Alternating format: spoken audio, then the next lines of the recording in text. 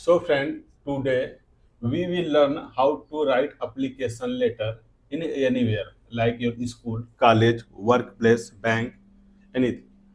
Means कहने का meaning ये है आज हम की क्लास में हम क्या सीखेंगे कि हमारा जो एप्लीकेशन लेटर है ना हम उसको कैसे लिखते हैं। चाहे आप किसी स्कूल में पढ़ते हो, कॉलेज पढ़ते हो या किसी बैंक में जाते हैं या आप किसी वर्क प्लेस पे काम करते हैं, तो आपको वर्क प्लेस पे काम करते हैं, स्कूल में पढ़ते हैं तो आपको लीव लेना है तो उसके लिए एप्लीकेशन लेटर कैसे अप्लाई करना है, कैसे लिखना है।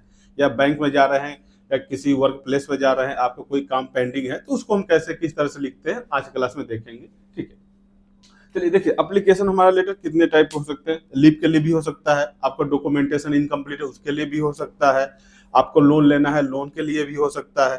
मीन्स आपको कोई भी काम पेंडिंग है उससे रिलेटेड होता है। जनरली हम लोग एप्लीकेशन लेटर जैसे बच्चों स्कूल स्कूल से रिलेटेड बात करें तो ज्यादातर लीव के लिए होता है।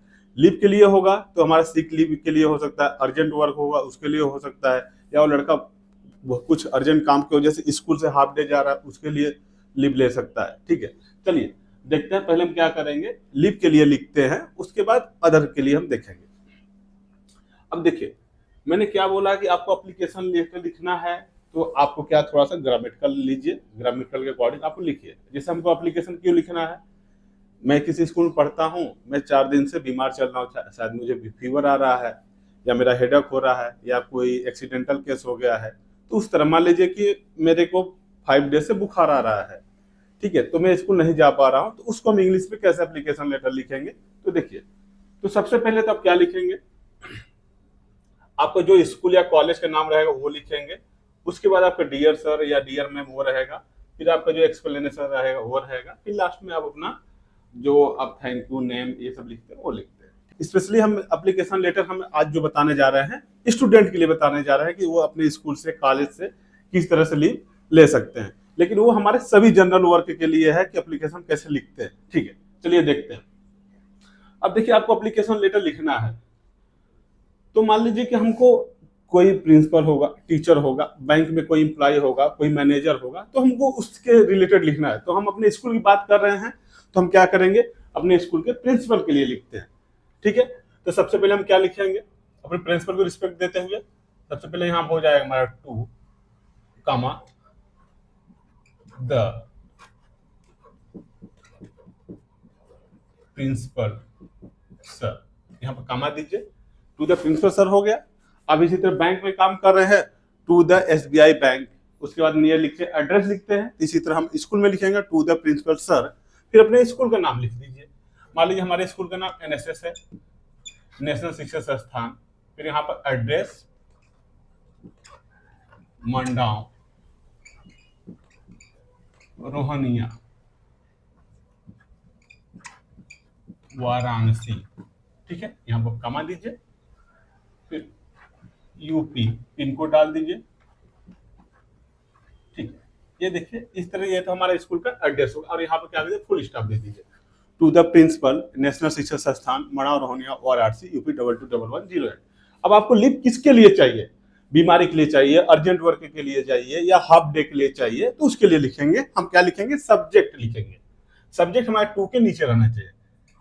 यहाँ पे क्या लिखेंगे हम, सब्जेक्ट। अब हमको एप्लीकेशन किसके लिए लिख रहे हैं, मान लीजिए हम बीमारी के लिए लिख रहे हैं तो क्या हो जाएगा, एप्लीकेशन फॉर सिक लीव।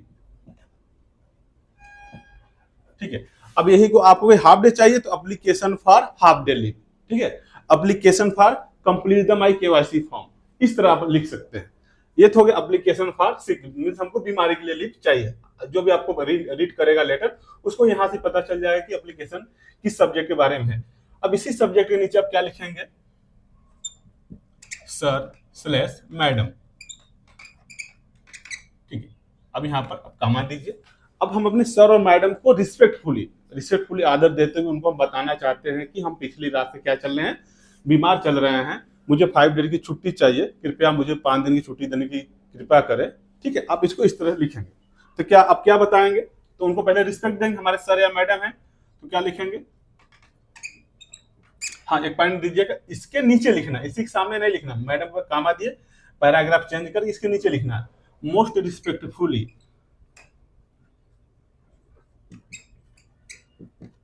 हो गया, यहाँ पर कामा दीजिए मोस्ट रिस्पेक्टफुली। अब वहाँ आप उनको बताइए कि मैं क्यों नहीं आ रहा हूँ, आई बेग टू से। अब उनसे छुट्टी मांगते हुए उनको बता रहे हैं, आई बेग टू से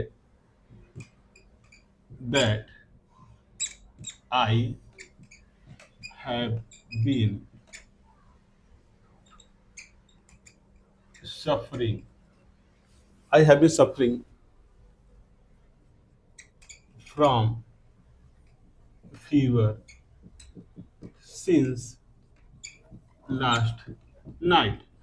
मीन्स आप उनको ये छुट्टी मांगते हुए ये बता रहे हैं कि मैम या सर मैं पिछली रात से बीमार चल रहा हूँ, इसलिए मैं स्कूल नहीं आ पा रहा हूँ या मैं स्कूल आने में असमर्थ हूँ। तो आप क्या लिखेंगे, so I M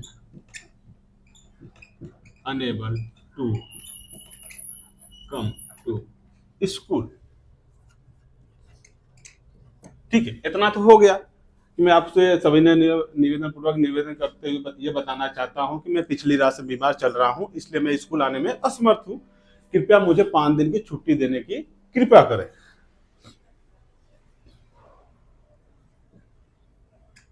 please grant भी छुट्टी मांगना होता है, please grant me 5 days leave from. अब यहां पर क्या लिखेंगे, 20 मई टू 25 मई।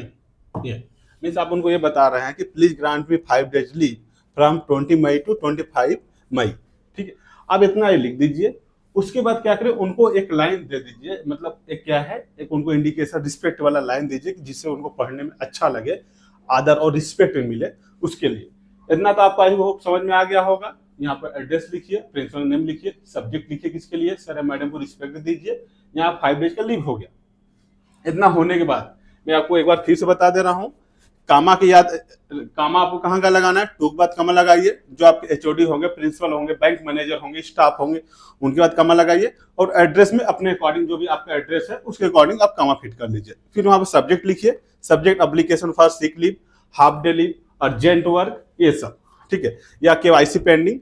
अब यहाँ पर sir and madam most respectfully comma, I beg to say that I have been suffering from fever since last night, so I am unable to come to school, please grant me 5 days leave ना। अब इसके बाद ये इतना हो गया। एक line जो है कि जो बहुत ही मोस्ट इंपॉर्टेंट है, आपको वो लिखना पड़ेगा। ये लाइन आप यहां छोड़िए। इसके बाद आप यहां क्या लिखिए, इसी के नीचे से, I shall be highly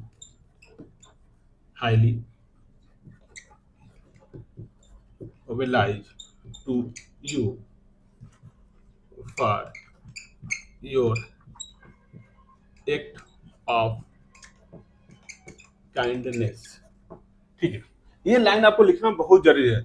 I shall be highly oblige to you for your act of kindness. मैं आपके द्वारा किए गए इस कार्य का सदैव ऋणी रहूंगा। ये जरूर लिखना है आपको। ठीक है, ये हो गया। इसके बाद आप क्या लिखिए, यहां पर लास्ट में योर ओबीडियंट प्यूपिल। यहाँ पर ओबीडियंट पीपल मीन्स क्या हो जाएगा, आपका आज्ञाकारी शिष्य। यहाँ पर अपना नाम लिख दीजिए, नेम लिखिए, क्लास लिखिए। ठीक है, ये हो गया। अब इसके बाद यहाँ पर आप क्या लिख दीजिए, डेट लिख दीजिए। अब जिस डेट को लिख रहे हैं, समझ गए मैं क्या बता रहा हूं। और ये सब लिखने से पहले आप यहाँ पर कारनामा, आप यहाँ पे चाहे तो डेट डाल सकते हैं। ठीक है, लेकिन यहाँ कारनामा आप डेट, ये तो हमारे स्कूल का फॉर्मेट हो गया। जिन बच्चों को स्कूल सिक लीव के लिए छुट्टी चाहिए उसके लिए लिख रहे हैं, कुछ नहीं। ये लाइन आप किसी में भी लिखिए।